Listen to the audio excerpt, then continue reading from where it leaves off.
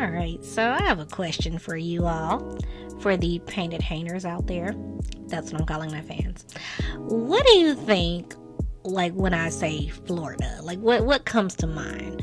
Is it miles and miles of white sandy beaches, citrus fruit such as oranges, or like acne that's caused by citrus fruit? That happened to me, true story.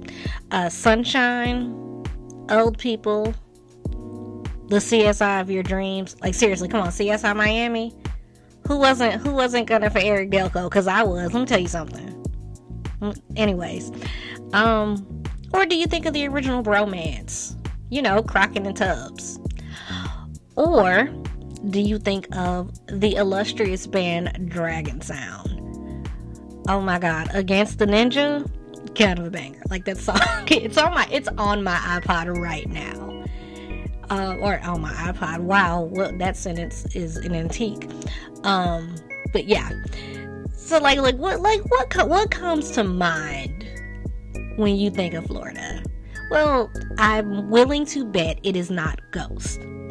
That's what I think of when I, think of the Sunshine State, in addition to what I said before. So, basically the theme of today's episode is we were here first. Sketches. I won't use the word that rhymes with that, but that's the theme of today's story, or today's show. And I mean, people, I'm guessing people outside of Florida, I don't think they think of the ghost stories that and the legends that surround this state. And I'm from Georgia, so I'm not saying it like I'm there, but I don't think that people really grasp how creepy Florida can be beyond Florida Man. So let's go ahead and dive into this episode. And this is Painted Haint, a travel normal podcast. So the first story we're going to talk about is the legend of Spanish moss. And honestly, if you've ever been to Florida or throughout the Deep South, then you've seen Spanish moss. It's like that curly hair, it looks like a stem. Like, it looks like, for the black people out there, like 3C hair, or 3C. I don't know. But it's like curly hair, like projections or whatever, that hang over the trees and shrubberies throughout Florida. And actually, I didn't realize this, but in the Caribbean as well. It's actually a plant, and the scientific name is Tilendasia. I believe that's pronounced Usinoides. But do you know the legend behind the Spanish moss? Like, why is it there? Do you even know that there was a legend associated with it? So, the first time I heard this story, I was a child visiting St. Augustine as a Girl Scout. My troop had gone down there, and I think we did the ghost walk, or, my spooky ass found a book and was like, this is good, and read it, and I was like, this is terrifying. But I was recently reminded of this story while suffering from what I call the cruise blues. So we had just gotten off a cruise, and I was like, I'm really down. I miss the ocean already. And we were at Fort Lauderdale Airport. And if you know Fort Lauderdale Airport, it's pretty much like a mall at one point. And they had this huge bookstore. And I went to, of course, the Florida travel section. And that's where I found this book called Spooky Florida. And I highly recommend it. You can get it on Amazon. I think you can even listen to it on Audible. It was like $13 there, but, And it was perfect because, this is summertime in Florida, so they're having like bad storms and whatnot. And so I'm sitting there with these flash and lightning and whatnot, reading these, or, going through this book. And while I'm going through the book, I come across the legend of Spanish moss, and I'm like, oh, it's here. So I'm going to relay to you the legend of Spanish moss if you don't want to deal with the book, or if you just want to hear me talk about it. So let's take it back to the 1500s, when Florida was called La Florida, or Pascua Florida. So the legend involves a Spanish conquistador. sometimes he was referred to as Don Gorezgos, who came to the New World in search of gold and to tame the land. Whatever that means. So, in his company's search of gold, they would come across native inhabitants of the land, or First Nations inhabitants of the land. And of course, how did they respond to seeing these people who were already here? To quote Wiggins from Pocahontas, by invading their land, cutting down their trees, and digging up their earth. And also attempted genocide. Like, they really tried to off these people. Wiggins didn't say that part. That's not Disney PC, I added that. However, Gorez did capture one person. A maiden with long black hair and beautiful features. Like, all the legends that I researched for this said she was absolutely stunning. And so he immediately falls in love with her, and he tries to woo her with gifts and trinkets, like combs and like, oh, I got this pretty dress over here. Hey, you like this? And this woman was not having it, on account of the fact that she just watched him murder her entire village. Like, wow. I'm laughing because I'm like, these guys never get it. And so in true nice guy fashion, this conquistador gets angry. He will actually kill her and put her head on a pike to make an example out of her, basically saying, because I think there were other captives around that were women, and he was like, hey, if you see your girl, you see what happened to her, ask about me. But she is the one who is going to have the last laugh, so to speak, in this whole situation. So before she is murdered, she warns him and tells him, if you kill me, then my spirit will haunt you wherever you go. Now, naturally, the captain didn't believe her, given that he was a Catholic and therefore protected by God the Almighty. And he would then continue his conquest across Florida, kind of forgetting about her. Now, what is left out of my script is the fact that she beyond warning him verbally, she warns him in, I guess you could say, in spirit, because right after she is murdered, her hair starts to turn like this grayish white color, and it is freaking out the other conquistadors. Like, they were like, what is going on? And he's just like, whatever, I'm going to my tent to get drunk.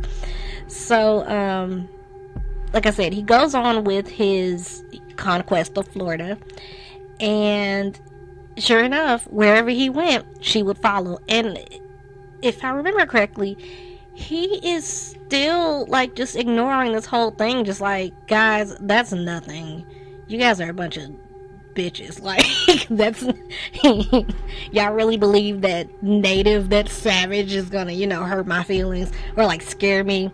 So the catch, though, is, or how she appeared rather, is she didn't appear as a full body apparition. So I mentioned how her hair looked. That hair begins to appear on trees and other vegetation throughout Florida, wherever this man went, and he's still telling his company, like, nah, that ain't her. So the way it's described is the way that Spanish moss looks today. So it's long, it's this grayish green color, and they're like tendrils, like I said, draped all over vegetation. And here's the thing, it wasn't just him that was affected. It was also his company. So the guys, the other conquistadors that were with him, they started to see this wherever they went. Excuse me. So yeah, it gets real for them as well. So that's the legend of Spanish moss. That's the supernatural reason why this moss appears hair-like across this region of the United States and down into the Caribbean. So now we go on to the eye for ghosts. This is another one. I heard this story on what was that? The Weather Channel. They used to have this episode, and it freaked my mind, because We traveled that corridor, that highway, a lot when I was a child. Like, we used to go to Daytona Beach like it was nobody's business. I thought we had like a home down there. We didn't. It wasn't even a timeshare. My mom would just be like, let's go to Daytona Beach. It's Saturday. And I'd be like, okay. Because what did I know? I was a child. But according to the Daytona Beach Journal and Floridians alike, the quarter-mile stretch of highway is haunted. Now, drivers have reported sudden drops in phone signal, static on CB radios, and apparitions. So, what is causing all of this? Like, is this even a thing? And this is a thing, by the way. Like, this is... that's a rhetorical question. Once again, we gotta jump in our time machine and go back to the 1870s to meet a man called Henry Sanford. So Sanford was a man from Connecticut who was an American diplomat and businessman, and he would found the town of Sanford, Florida. So in the 1860s, he would begin to invest money in Florida, purchasing 12,547 acres around what would become the city of Sanford. Now keep in mind, at this time, Florida is the wilderness. So, like, whenever I think about the 1800s and Florida, I think about Marjorie Kennan Rawlings, The Yearling. You know, the novel about a boy, and I'm gonna say it, YouTube, I'm sorry, his bitch-ass deer that wreaked havoc on his parents' farm. Like, I'm sorry. I'm gonna go on a tangent here. I'm sorry. Flag was trifling, and Jody was too blinded by love to realize it. Like, he ate all these people's corn, and they out here living in the straight-up sticks. But I digress. Where they lived, the Florida Big Scrub, as it was described in the novel, was how Florida looked when Sanford started investing his money there. He would head a project allowing for the immigration of Germans to come to Florida for the purpose of creating a Roman Catholic community, and it would be called St. Joseph's Colony. And it's at east of the town of Lake Monroe along the St. Johns River, which, I mean, side note, even though that area is haunted, it's absolutely beautiful. Like, I love crossing that bridge. It's so pretty.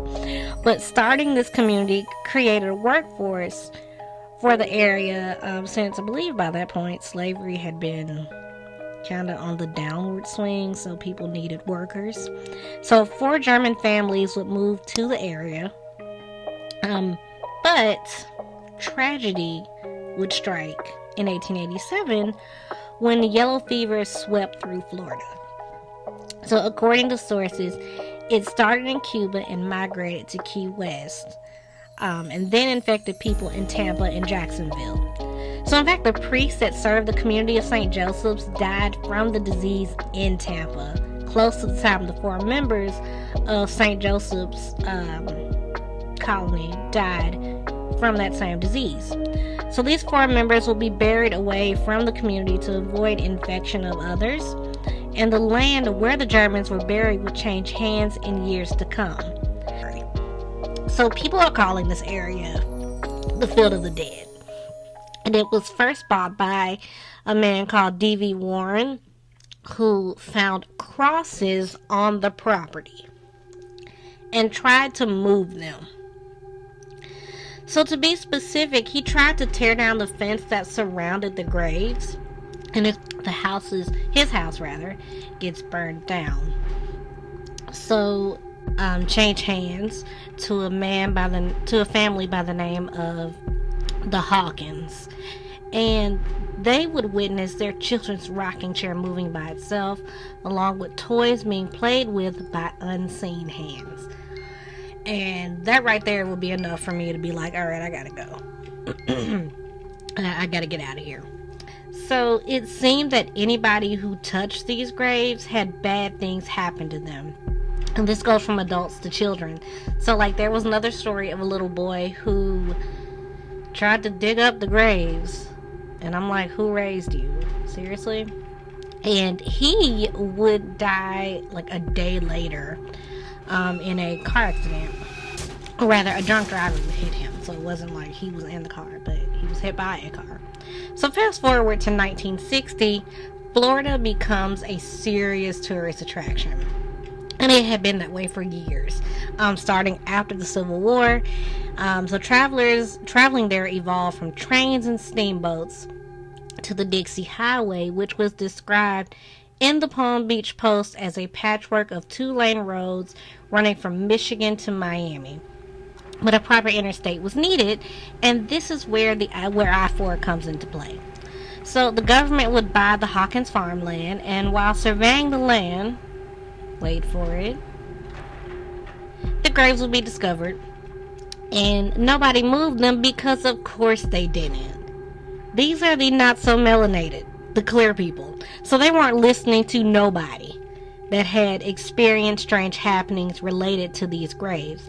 Instead, they covered the graves with fill dirt to build up the approach to I-4. And this is where the second part of the legend really pops off. So in September 1960, as they're covering the graves, a Category 4 hurricane named Donna would come roaring through South Florida.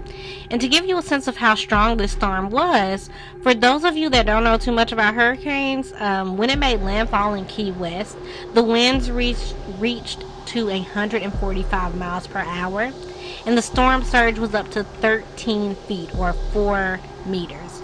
But here's the creepy part as it relates to I-4. So the storm was expected to completely avoid the area and move up into the Gulf of Mexico. Instead, it would change course and cross the site of I-4.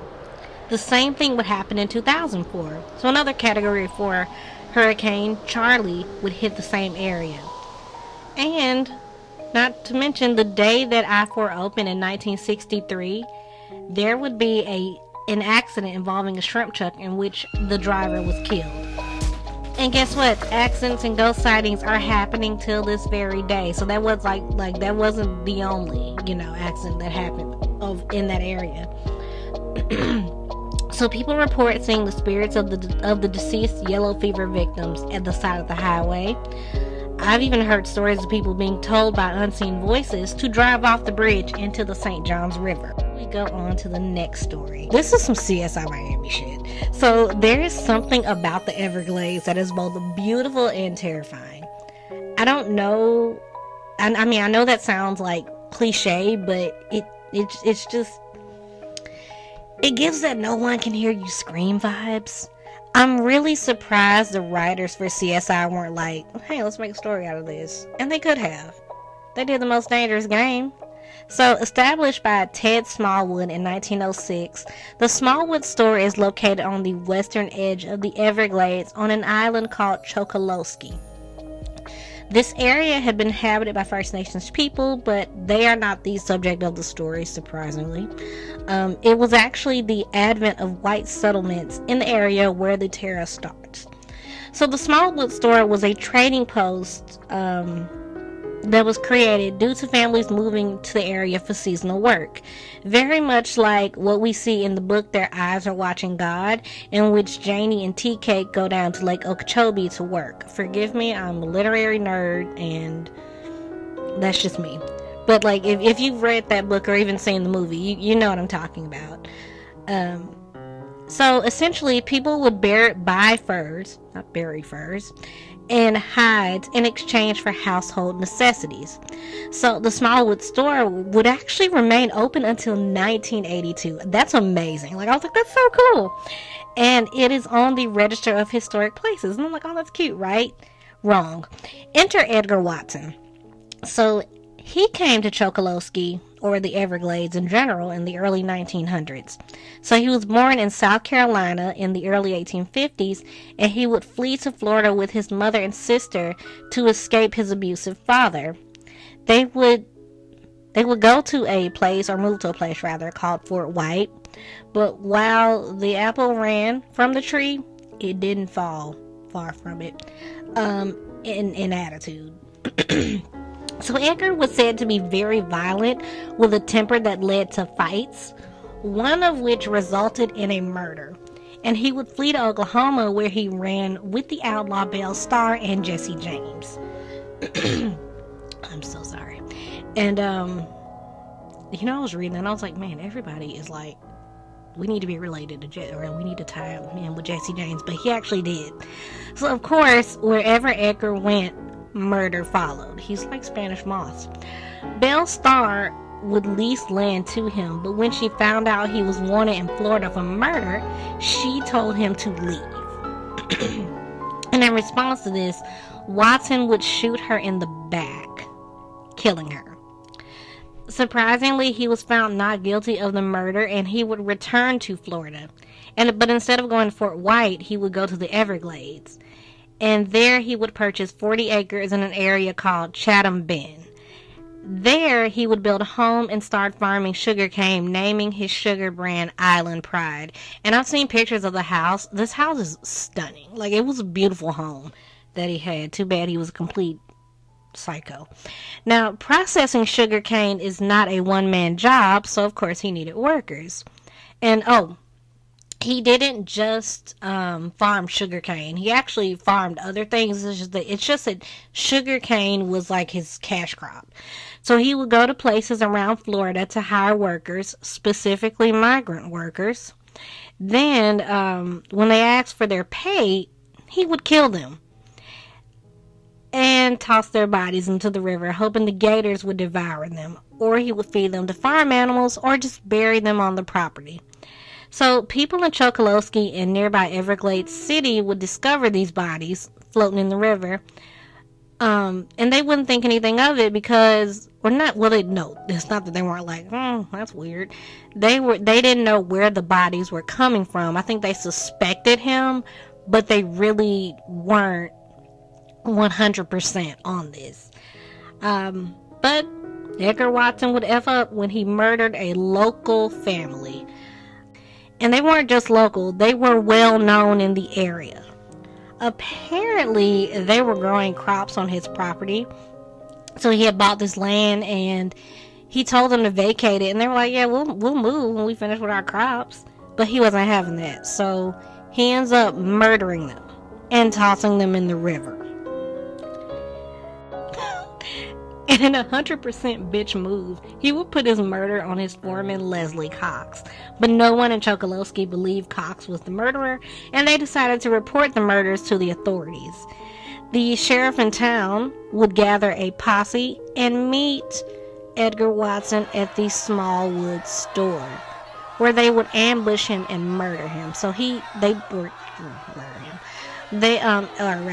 tried to get a shot off, but his gun jammed and they got him first.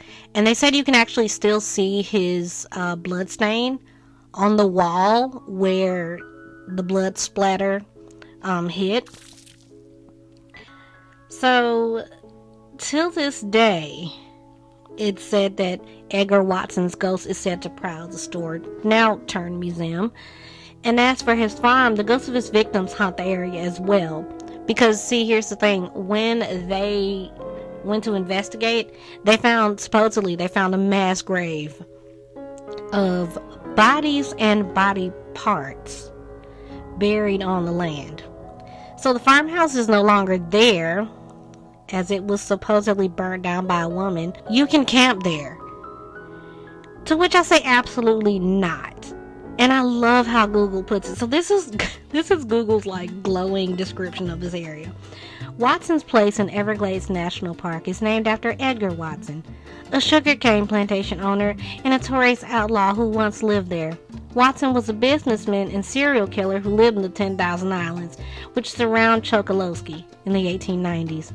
He grew vegetables and refined sugarcane in a 2-story house at the turn of the sounds so like flowery and like cutesy. I'm like, no. And the owner of the museum turned store received calls from locals saying that they see lights in the building after hours, as though someone is still there.